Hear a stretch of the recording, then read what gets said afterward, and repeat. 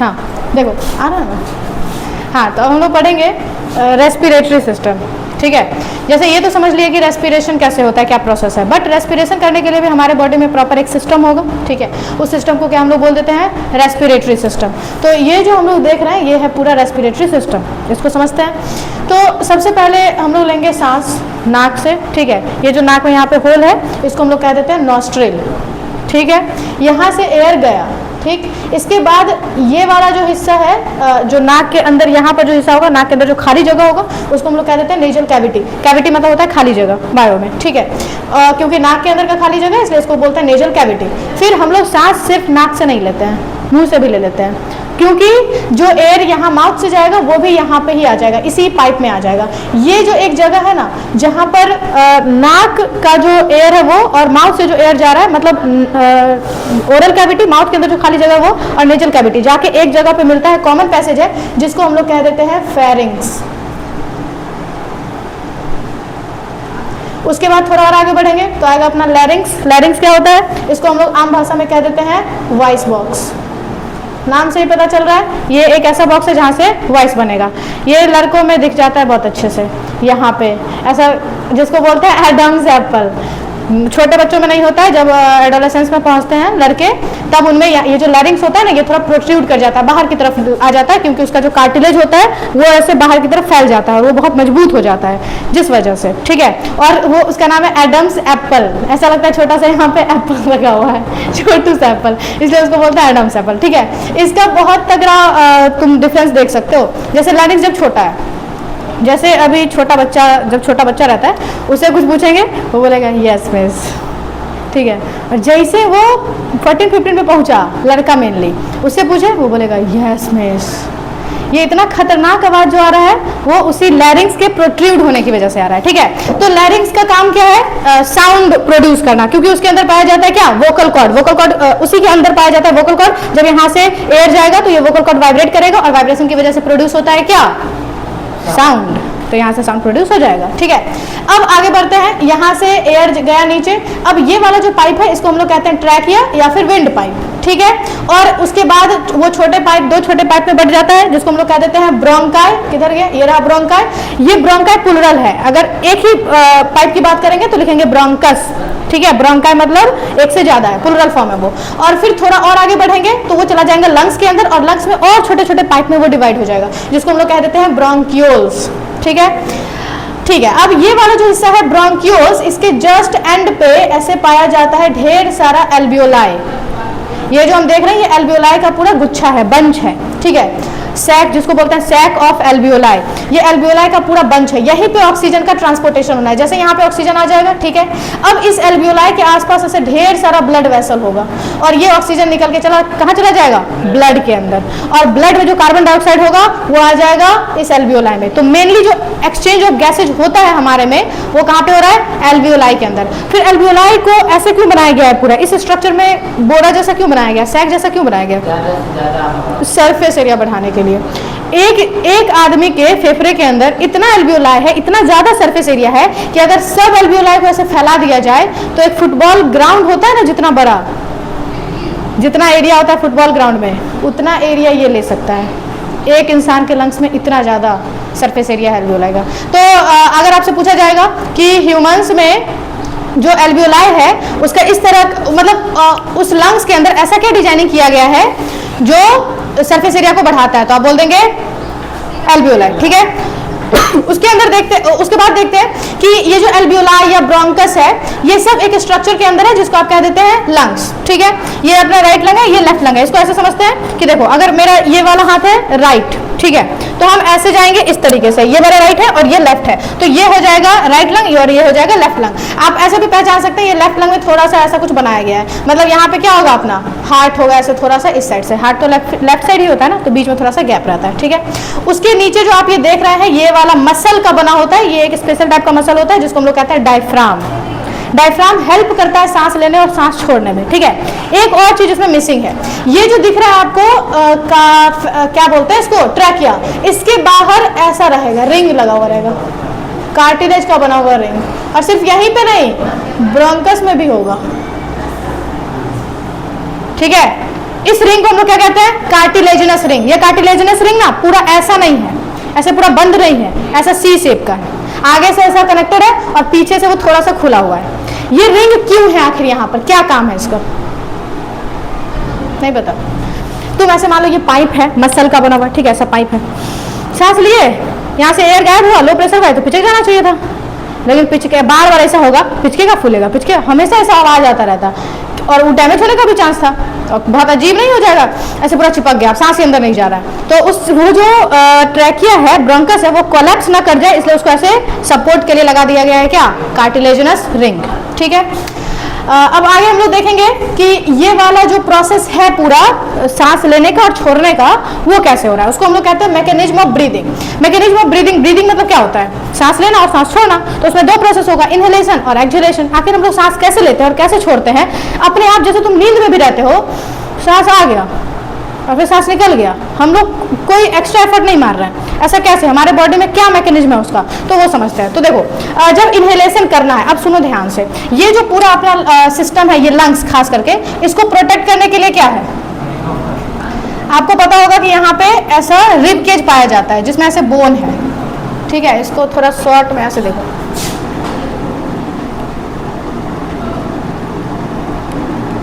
ऐसा बोन है, ठीक है, ऐसा बोन है और इसी के अंदर यहाँ पे पड़ा हुआ है फेफड़ा। तो ये जो साइड साइड से हड्डी है इसको हम लोग कहते हैं रिब्स, ठीक है, और बीच में जो ये स्टर्नम है, स्टर्नम से भी हमको लेना देना नहीं है, हमको जानना है इस रिब्स के बारे में। ये हड्डी ऐसा होता है, ठीक है, इस तरीके से, और ये हड्डी जैसे मान लो ये स्टर्नम है, तो स्टर्नम से ना डायरेक्टली नहीं जुड़ा होगा, ये बीच में यहाँ पर रहेगा कार्टिलेज लगा हुआ, ताकि थोड़ा सा ये इलास्टिक नेचर रहे, ये थोड़ा सा फैल सके, थोड़ा सा सिकुड़ सके, थोड़ा सा ऐसा हो सकता है, ठीक है। और नीचे में पाया जा रहा है क्या? डायफ्राम, इसकी मदद से यहाँ पर होगा ब्रीदिंग, समझते हैं? जब हमको इनहेल करना है, ठीक है, तो ये वाला जो पूरा हिस्सा है ना, इसको हम लोग कहते हैं चेस्ट कैविटी। तो अगर हमको इनहेल करना है, सांस अंदर लेना है, तो हमको क्या करना पड़ेगा? चेस्ट कैविटी का वॉल्यूम बढ़ाना पड़ेगा। इसको ऐसे समझो, एक पता है, एक ना वो एक्टिविटी होता है, बच्चा बना सकता है उसको, पर छोड़ो, हम लोग उसको समझते हैं ऐसे, इसको मिटा के बताते हैं, ठीक है। वो है मेरे पास एक वीडियो, हम तुमको दिखाएंगे थोड़ा देर बाद।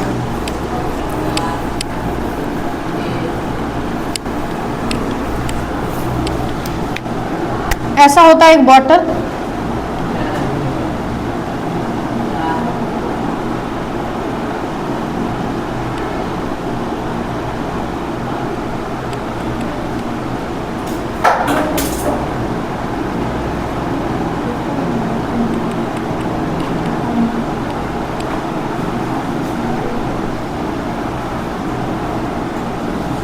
देखो इस तरीके का बॉटल हम लोग रखते हैं और नीचे से ये वाला हिस्सा काट देते हैं और यहाँ पर हम लोग लगा देते हैं ऐसा एक बलून और उसमें ऐसा धागा लगा देंगे, बलून का हिस्सा चिपका दिया, मतलब जो इलास्टिक नेचर का हो, जिसको आप खींच सकते हो, ऐसा कुछ लगाएंगे।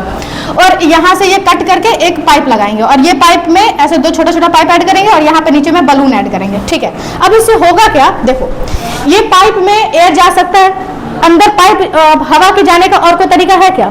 नहीं है, सिर्फ यही पाइप है।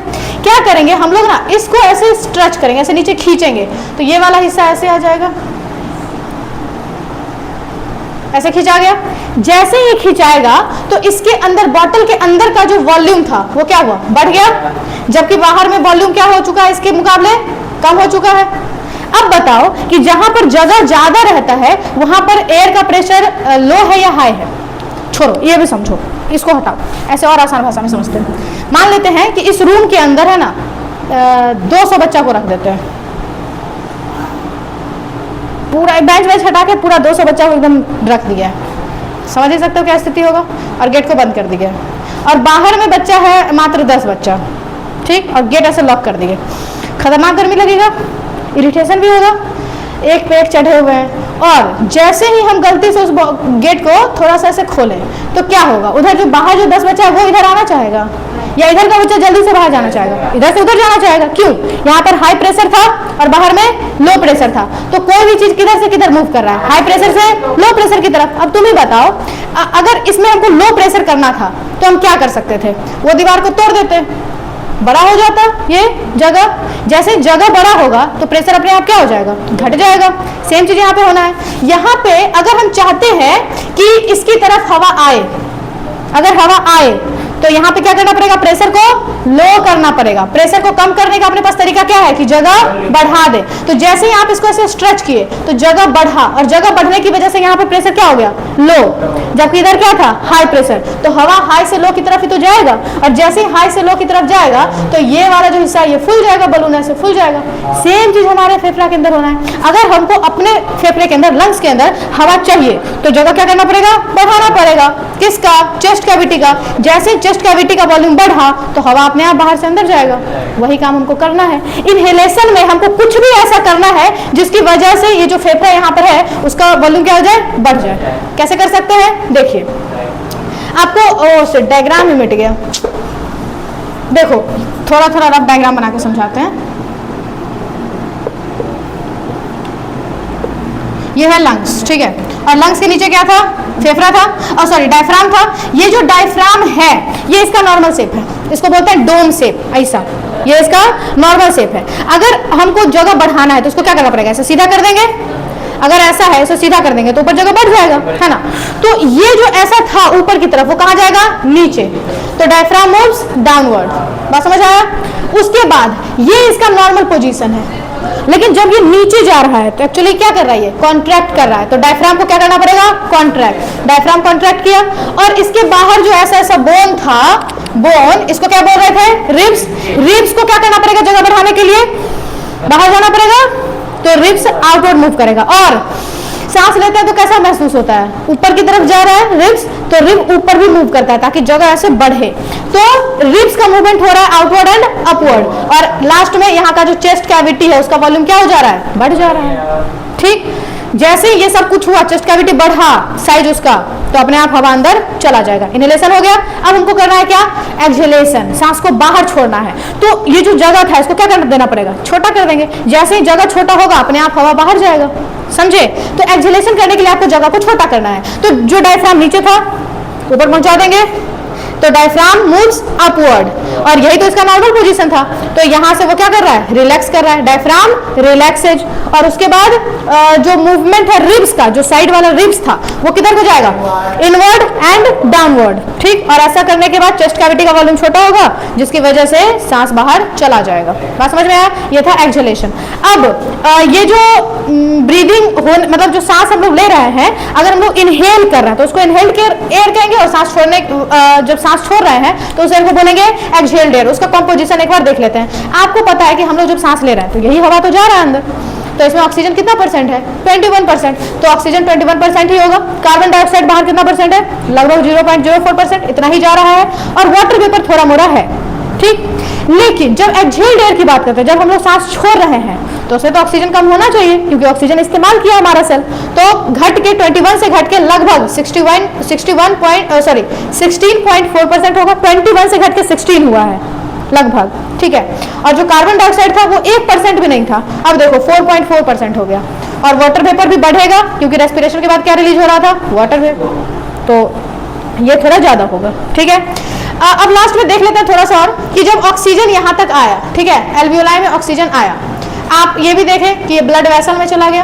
अब ये ब्लड के अंदर ऐसा क्या है जो हर एक सेल तक उसको लेके पहुंचा रहा है, तो ब्लड के अंदर है RBC, red blood cell. Red blood cell red क्यों है, क्योंकि उसके अंदर पाया जा रहा है हीमोग्लोबिन। मान लेते हैं कि ये एक हीमोग्लोबिन है। हीमोग्लोबिन पता है दो चीज से मिलकर बना है,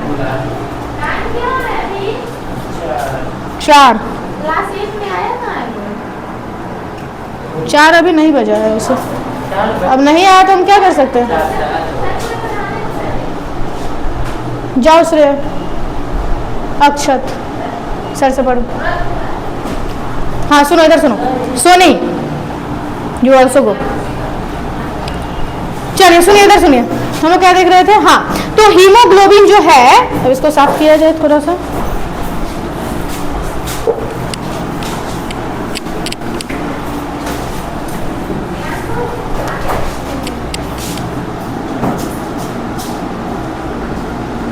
अब देखो, ये जो हीमोग्लोबिन है ये दो चीज से मिलकर बना हुआ है, हीम और ग्लोबिन।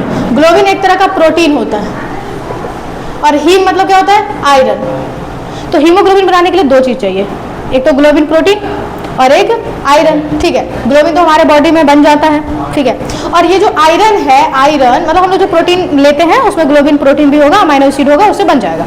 ये जो आयरन है ये लेना बहुत ज़्यादा जरूरी है। अगर बॉडी में आयरन की कमी होगी तो हीमोग्लोबिन नहीं बनेगा, और हीमोग्लोबिन नहीं बनेगा तो इससे क्या होगा, ऑक्सीजन का ट्रांसपोर्टेशन नहीं होगा, क्योंकि एक एक हीमोग्लोबिन का मॉलिक्यूल 4 ऑक्सीजन को ट्रांसपोर्ट कर रहा है। तो अगर हमारे बॉडी में हीमोग्लोबिन ही नहीं है तो ऑक्सीजन का ट्रांसपोर्टेशन नहीं होगा, जिसकी वजह से क्या होगा, हीमोग्लोबिन की कमी से एक बीमारी होता है जिसको हम लोग कहते हैं एनीमिया। और एनीमिया में क्या हो सकता है, सिम्टम क्या आएंगे बताओ?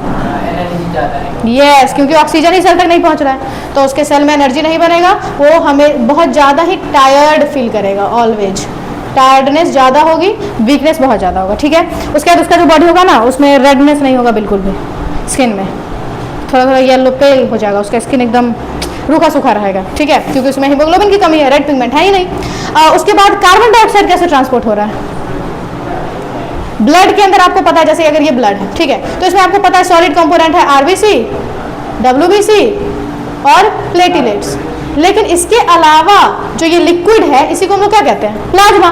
तो इस यही प्लाज्मा मेनली ट्रांसपोर्ट करता है कार्बन डाइऑक्साइड को, मेनली थोड़ा 0.03 ऐसा % कुछ है जो हीमोग्लोबिन करता है, बाकी मेनली ट्रांसपोर्टेशन प्लाज्मा के थ्रू हो रहा है, ठीक।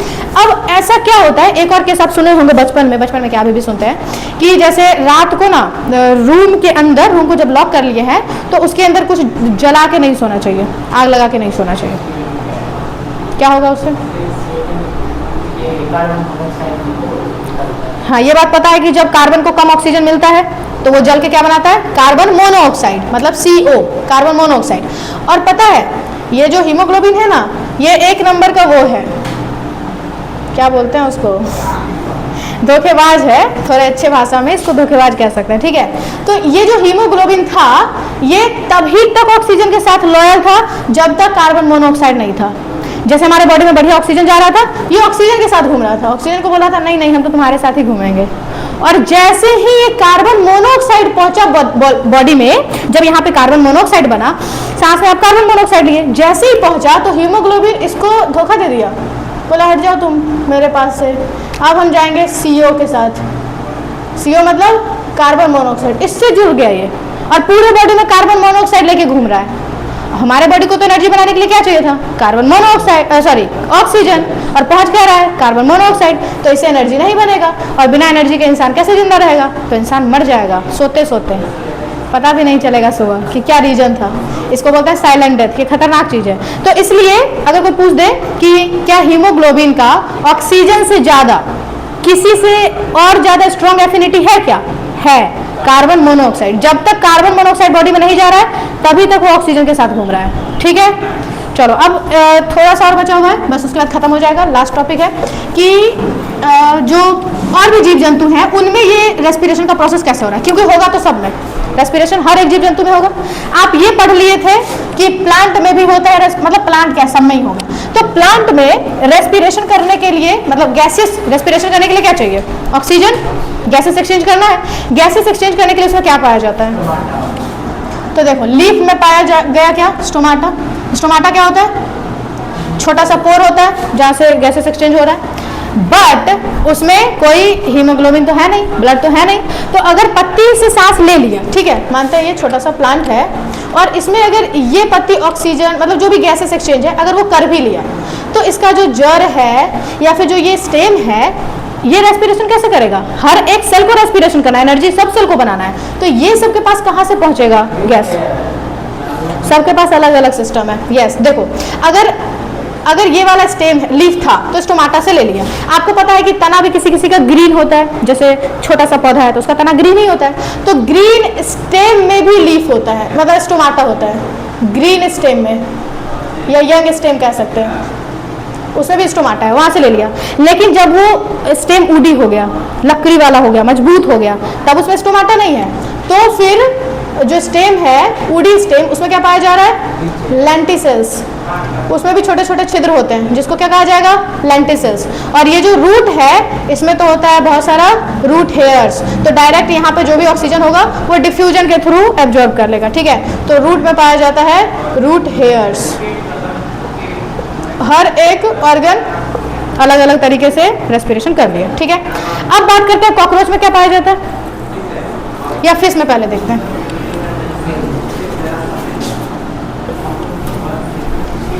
फिश में क्या होगा, फिश में पाया जाता है गिल्स। गिल्स क्या चीज़ है वो देखो, जैसे मान लो ये मछली है, तो मेरे से बहुत अच्छा डायग्राम तो नहीं बन सकता है,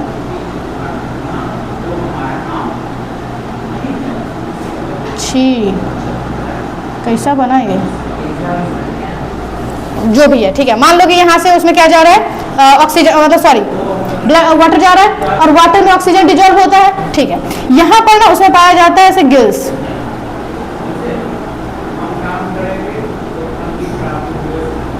ऐसे गिल्स है।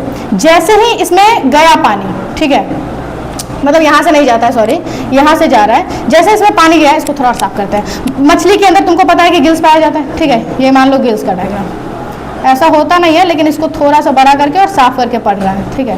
तो इधर से इसमें क्या जा रहा है, पानी, और उसी पानी में क्या है, ऑक्सीजन। जैसे इसमें ऑक्सीजन वाला पानी गया तो इसमें ना ये जो गिल्स होता है, इसमें ढेर सारा ऐसे ब्लड वेसल होगा, तो इसमें से ऑक्सीजन कौन खींच ले रहा है, ब्लड वेसल, और बदले में इसको क्या दे रहा है इस पानी में, कार्बन डाइऑक्साइड। और फिर इसमें यहाँ पे है ना ऐसे गिल स्लिट, जैसे ये गिल्स है तो यहाँ पे साइड से गिल स्लिट होता है, यहाँ से वो पानी वापस चला जाता है, और उसी पानी में क्या है, कार्बन डाइऑक्साइड। मतलब ऐसे पानी आया, इसमें ढेर सारा ऑक्सीजन था, और यहाँ पे जो ब्लड वेसल था वो खींच लिया ऑक्सीजन, और बदले में क्या दे दिया, कार्बन डाइऑक्साइड। ये कार्बन डाइऑक्साइड फिर यहाँ पे जो गिल स्लिट्स होगा वहाँ से बाहर चला जाएगा, ठीक है। तो गिल्स की मदद से वो मछली में रह पा रहा है। फिर कॉकरोच के बारे में, उसमें क्या पाया जाता है, उसमें प्रॉपर एक सिस्टम होता है। देखो जैसे ये एक है वो कॉकरोच, तो इसके ना ऐसे बॉडी में साइड साइड में ऐसे छोटा छोटा छिद्र होता है, बहुत छोटा छोटा, जिसको हम लोग कहते हैं स्पाइरेकल्स। यहाँ से उसमें गया एयर, और फिर यहाँ पे ऐसे छोटा छोटा पूरा ट्यूब बना हुआ है, एक प्रॉपर नेटवर्क है उसमें, ऐसे पूरा एक नेटवर्क बना हुआ है। इसी नेटवर्क को हम लोग कहते हैं ट्रैकिया या ट्रैकियल सिस्टम। ये कॉकरोच का मामला था। फिर अगर हम लोग बात करें वो फ्रॉग में क्या मामला, फ्रॉग कैसे सांस लेता है, फ्रॉग के पास ना वो तो जमीन पर भी रह रहा है, पानी में भी रह रहा है, तो जब वो पानी में जा रहा है तो क्या उसके पास गिल्स होगा, नहीं, हाँ बस वो स्किन से काम चला लेगा। मतलब स्किन में क्या, बाहर जो ऑक्सीजन है उसे डिफ्यूजन के थ्रू चला जाता है। और अगर वो जमीन पे आ जाएगा तो, लैंड पे आएगा तो बढ़िया उसके पास लंग्स है, ठीक। फिर अर्थवर्म में क्या है, अर्थवर्म में बस उसका बहुत पतला सा स्किन है, ठीक है, उसी स्किन से वो डिफ्यूजन के थ्रू कर लेता है। उसका स्किन बहुत मॉइस्ट होता है, देखते हो हमेशा गीला गीला सा रहता है, क्योंकि जब सांस छोड़ते हैं तो मतलब वो छोड़ेगा तो क्या निकलेगा, वाटर वेपर भी निकलेगा, इस वजह से वो हमेशा मॉइस्ट रहेगा, ठीक है। ये रेस्पिरेशन खत्म हो गया, अब कुछ भी नहीं है।